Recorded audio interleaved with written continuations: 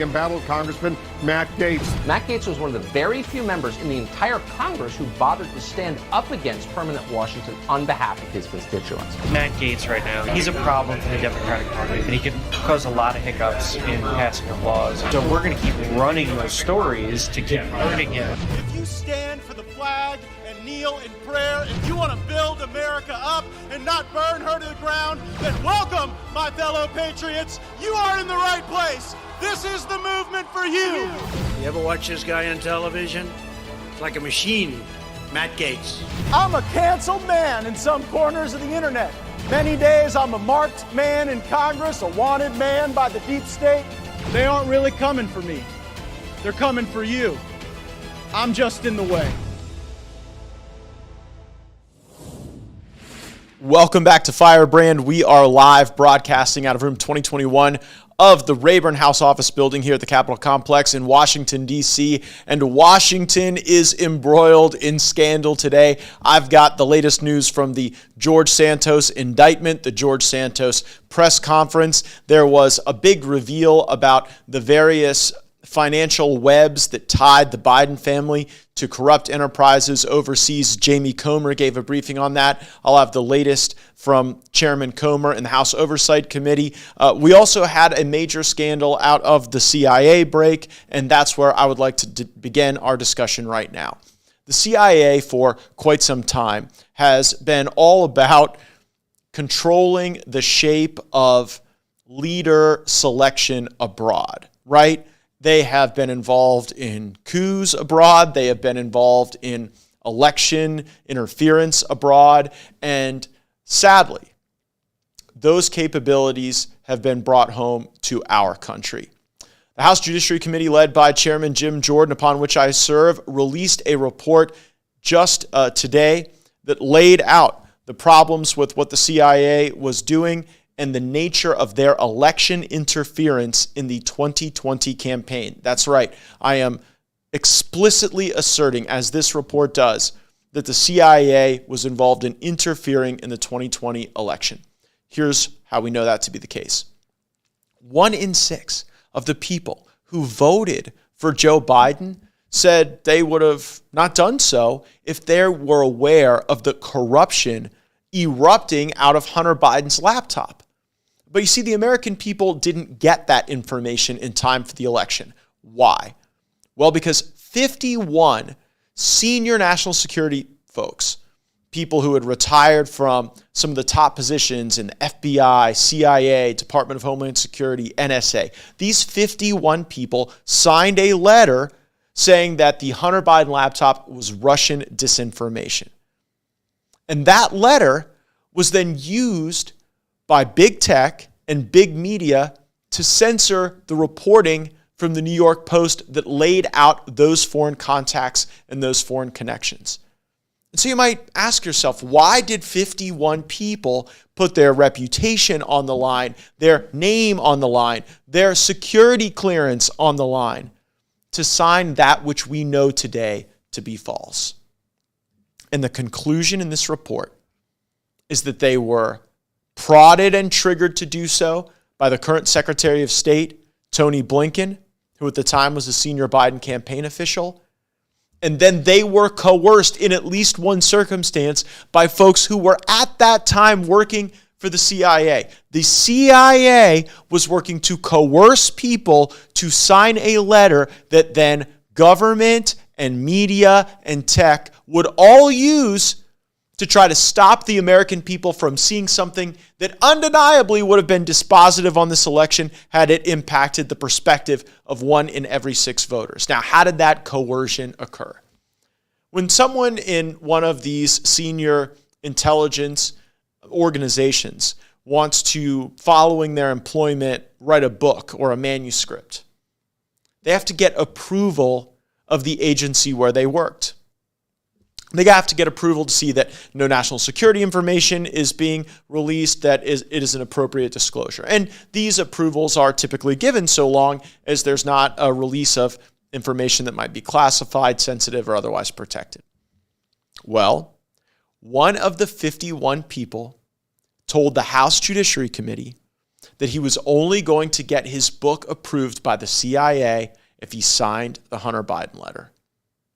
Isn't that amazing? Using the power of the most exquisite intelligence agency in the world to coerce someone that if they did not do what they were being told, to provide this tool for Biden in the debates, for big tech, for big media to censor, if they did not do that, they could not publish their book. That is the weaponization of government that we are reporting on. The live feed is fired up, and there's a lot of folks saying, where's the action? Tired of talk, where's the action? Let me lay out some level setting here for you. The United States Congress has no ability to throw anyone in jail or put handcuffs on folks, issue arrests. That's probably for good reason if you think about it. We have the power, though, to expose, and we have to use the power of the subpoena and the power of the purse.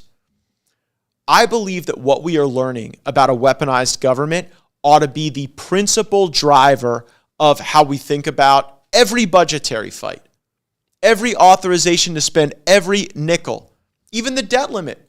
If this government is weaponized, why would we willy-nilly go raise the debt limit to provide a ton more cash for it to continue to operate in a way that is turned on the people? We shouldn't, but yet we do. And so don't judge House Republicans based on whether or not anyone goes to jail. Why? We can't throw anyone in jail. And oh, by the way, the folks who are at the Department of Justice right now don't really think that they're going to move up in their career if they go after Joe Biden.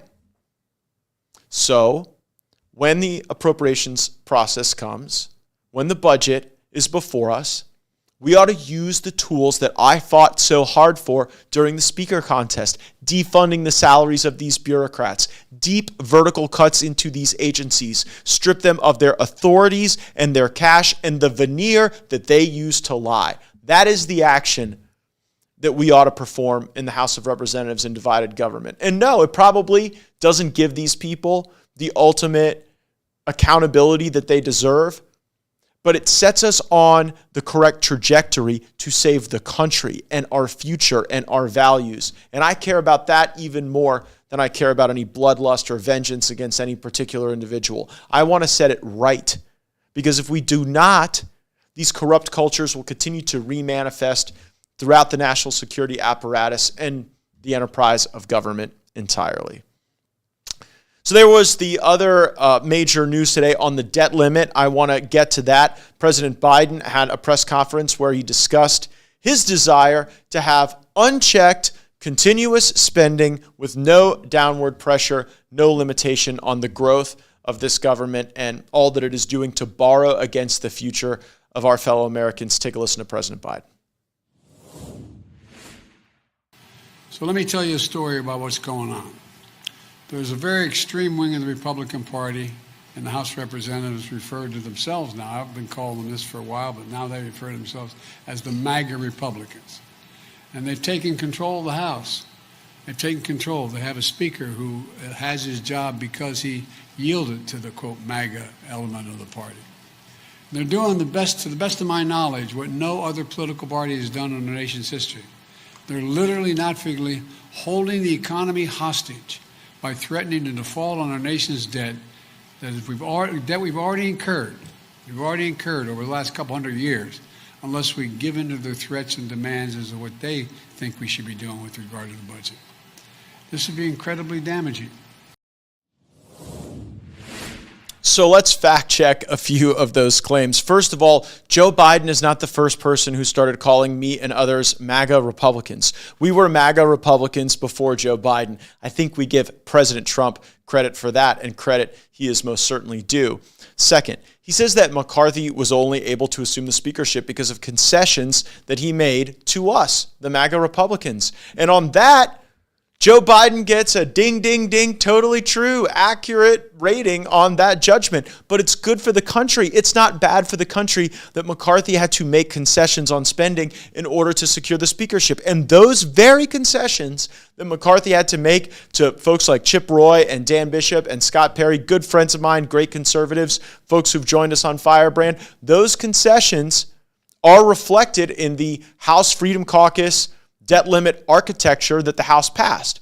Now, I didn't think it went far enough for the very reasons that many of you are firing off about on the live stream, that we have to stop funding this corrupt government. And even what Joe Biden calls extreme would gaslight up to $49 trillion in debt over the next 10 years, something that Congressman Burchett and I discussed on a previous episode of Firebrand. Final response to President Biden. What a hypocrite. When you were a senator, there were times when you refused to vote against raising the debt limit because you said there was not another feature of the deal that reduced spending and the deficits. When you did vote to raise the debt limit, you often cited the fact that it included something on deficit reduction. But you're not interested in it now, Mr. President, because you are totally captured by the woke left that actually doesn't mind the borrowing and the inflation, the harm to the U.S. dollar, because they don't think a lot of America in the first place. They actually think that the path to socialism that leads to all of our fellow Americans being poor is the right thing because that will destroy the country, and that's their ultimate goal. That's what they think would make the world a more just and more kind place. And Joe Biden is their employee. Joe Biden is just who they allow to wander around in the Rose Garden. I guess in a way, Biden accuses McCarthy of being our captive, but that's just being captive to a theory of economics that is consistent with reality, that you cannot keep printing money and remain the strongest country in the world with government spending that doesn't have any relationship to revenue. And who's Joe Biden captive to? The people who would have no upper limit on spending, who would leave the American people abandoned economically and under attack culturally, because that's what they've done. Joe Biden on the debt limit. There'll be a lot more on that for sure. Other big news in Washington, D.C. surrounds Congressman George Santos. Congressman Santos has been indicted by the federal government, and I've been asked with some frequency my perspective on that issue, and here it is. Senator Menendez faced a 14-count indictment, including 8 counts of alleged bribery. He's a Democrat senator from New Jersey, but one hung jury later after his indictment, he is now the chairman of the Senate Foreign Relations Committee. So like every American, whether you like him or not, whether you believe him or not, whether you think he should be in Congress or not, George Santos is innocent until proven guilty. That's my perspective on the matter. And I think we've got a clip to go to. Yes, this is an interview I actually did while co-hosting for Steve Bannon on War Room. So a big part of this Santos indictment surrounds campaign finance issues and then derivative offenses alleged as a result of those campaign finance issues. And so when I had the opportunity to ask George Santos about that question directly, I did. Here was that exchange on the War Room. One of the principal critiques I've heard is that a lot of money was donated to your campaign by you, $700,000, I believe. Where did it come from? Well, I'll tell you where it didn't come from. It didn't come from China, Ukraine, or Burisma. How about that? Well, yeah, that is an answer. So as I understand it now, Congressman Santos's defense will be that he earned this money and that upon earning it was able to invest it in his campaign. He revised and extended those remarks at a truly New York press conference earlier today following his indictment. Take a listen to the congressman. We have an indictment. We have the information that the government wants to come after me on, and I'm going to comply. I've been complying throughout this entire process. I have no desire not to comply at this point. They've been gracious in there. Now I'm going to have to go and fight to defend myself. The reality is it's a witch hunt, because it makes no sense that in 4 months, 5 months, I'm indicted. You have Joe Biden's entire family receiving deposits from nine family members receiving money from foreign from foreign destinations into their bank accounts. It's been years of exposing. A lot of you here have reported on them, and yet no investigation is launched into them. I'm going to fight. I'm getting back to that. I'm going to fight my battle. I'm going to deliver. I'm going to fight the witch hunt. I'm going to take care of clearing my name, and I look forward to doing that. That was not a man on defense, George Santos, answering questions at a press conference following turning himself in. Federal charges, largely dealing with campaign finance issues. We will certainly follow up on that and provide information. In this very, very slim Republican majority in the House, every single member is significant, and we're going to follow that story and make sure we get to the bottom of it. JoJo on Getter on the live stream says that it's an interesting coincidence in timing that the Santos indictment seems to happen the same day that Congressman James Comer, the chairman of the House Oversight Committee, holds a press conference on the information discovered regarding Hunter Biden. Here's the deal. Hunter Biden and his family designed an exquisite system of shell companies and LLCs. They look like businesses on paper, but they don't actually do any business. They're just in the business of moving foreign cash into the accounts of members of the Biden family. We learned today it's over $10 million to members of the Biden family, to brothers, to grandchildren, to children, to their spouses, to their former spouses. Take a listen to Chairman Comer. The committee has reviewed thousands of bank records from individuals and companies affiliated with the Bidens and their associates. It has received these bank records pursuant to 4 subpoenas I've issued to different banks. These were targeted and specific subpoenas, and each was different based on the information we believed the banks possessed. Every one of those subpoenas returned valuable information that had been unreported and that contributed to this committee's understanding of how the Bidens conducted their businesses. The committee is concerned by the complicated, suspicious network of over 20 companies we have identified the Bidens and their associates used to enrich themselves. Most of these companies were limited liability companies formed during Joe Biden's vice presidency. The bank records show the Biden family, their associates, and their companies received over $10 million from foreign nationals and their companies. Some of that money came from a Chinese company and went to Hunter Biden's company. Other transfers occurred with the help of Rob Walker, who then sent it on to different Biden family members.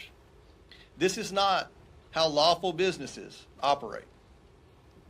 Chinese nationals affiliated with the Bidens created limited liability companies in the United States, and then in a short period of time transferred their interest to a Chinese company that sent money to the Bidens. This is not normal. Hunter Biden and his associates courted business in countries that correlated directly with Joe Biden's work as vice president. We are back live, and Low Pro Kyle says on the live stream, we are in a constitutional crisis on several fronts. I could not agree more, and having a compromised first family is no way to run a serious country. We are showing that compromise, and what Congressman Comer is unveiling very well could end up being the strongest basis for the impeachment of Joe Biden that we've seen just yet. Still a lot of work to do, still a lot of investigating, but we're going to pull those strings, and my expectation is they're all leading back to Joe.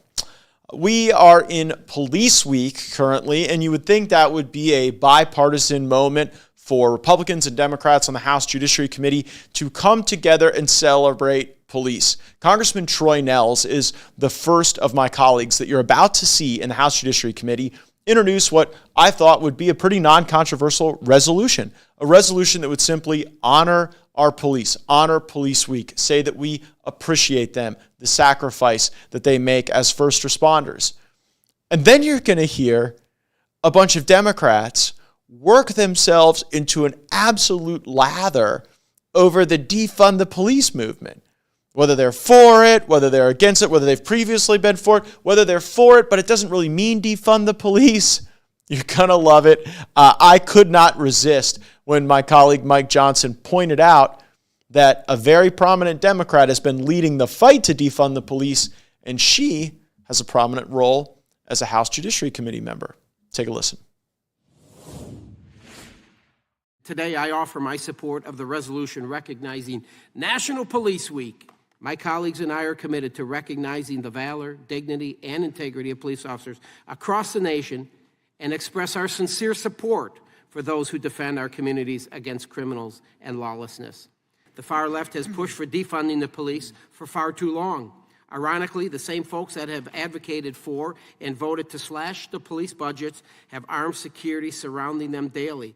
First, I must disagree with Mr. Nails, with whom I agree on the bill, but I must disagree with him when he says that the Democrats seek to defund the police. We do not.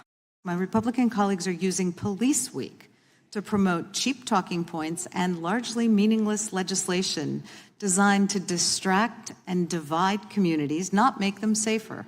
Let me just give you a sampling of some of their comments, because it's been said here that these are quote-unquote cheap talking points. I'll just start with the calls from Chairman Jerry Nadler. He publicly agreed with reducing the New York Police Department budget, which I think was cut by, I don't know, something like $1 billion or something. He said, quote, "There should be substantial cuts to the police budget and a reallocation of those funds to where we need them," unquote. Representative Cori Bush, boy, she has pages and pages of this, but she said, and by the way, she was vice chair of the crime subcommittee in the last Congress. She tweeted, "It's not a slogan, it's a mandate for keeping our people alive. Defund the police," in all caps.